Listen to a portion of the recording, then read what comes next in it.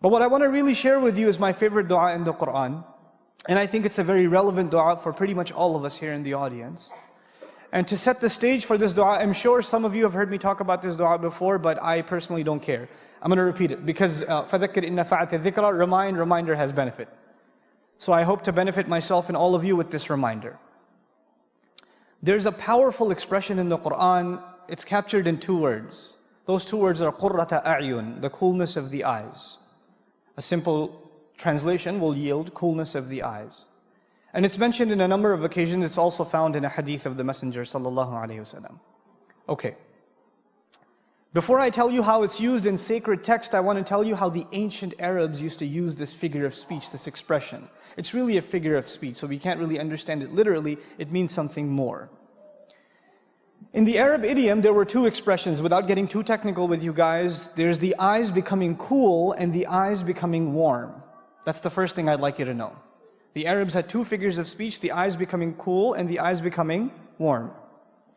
When somebody is shedding tears of sorrow, they're suffering the worst kind of fate, they are in deep depression and sadness and calamity, then when you would look at them, the Arab would say at least, his eyes have become warm. One of the worst curses, you can curse upon someone in the Arabic language, in ancient Arabic, أَثْخَنَ اللَّهُ عَيْنَهُ, may Allah make his eyes warm.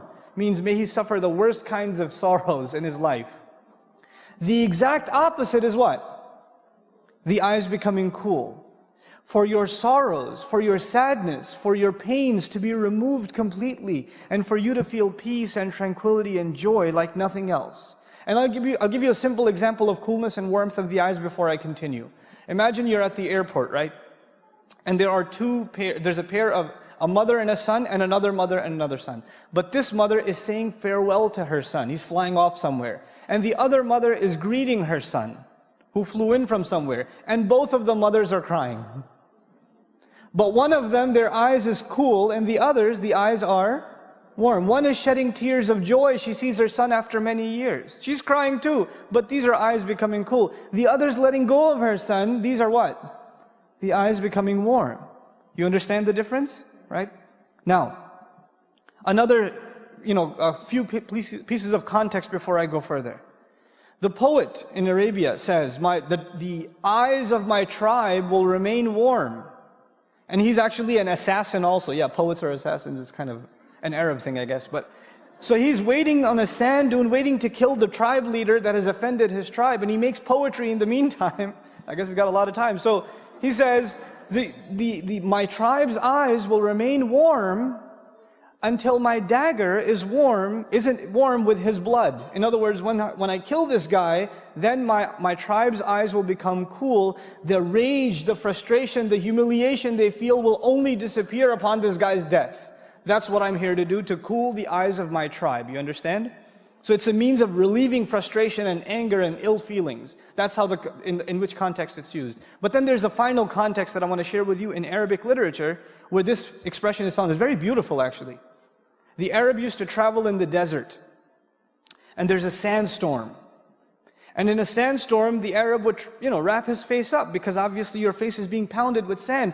Now the camel on which he's riding, Allah created the camel in a magnificent fashion. The eyelids of the camel actually trap sand and drop them. It doesn't even have to blink. It's got a screen in front of its eyes that captures sand and drops it. We don't have that, that screen system in our eyes, but the camel does. But now the rider, he can't afford to cover his eyes, can he? Because if he covers his eyes, what's the problem? He doesn't know where he's going. So he has to keep his eyes exposed. And so finally he finds a cave. He finds some refuge. And he says, interestingly, my eyes have finally become what? Cool. In other words, in literature, we find the precedent of the eyes becoming cool equated with finding refuge from a storm. Finding refuge from a storm. Now I've set the stage for you for what this expression stands for, but I still haven't told you my favorite dua, though I recited it in the beginning. This is at the conclusion of the 25th surah of the Quran. Allah Azza wa Jal says, Rabbana, He tells us to say, وَالَّذِينَ يَقُولُونَ, those who say, رَبَّنَا هَبْ لَنَا مِنْ أَزْوَاجِنَا وَذُرِّيَّاتِنَا قُرَّةَ أَعْيُنٍ وَجَعَلْنَا لِلْمُتَّقِينَ إِمَامًا. Our Master, our Lord, gift us, grant us. In Quran we find atina, give us, a'tina, to give a grand gift, but gift us an unexpected gift, a beautiful gift. Hab lana. This is a gift you're asking Allah to give you. And lana is muqaddam. This prepositional phrase is brought earlier, especially for us. We're asking for a special favor to Allah.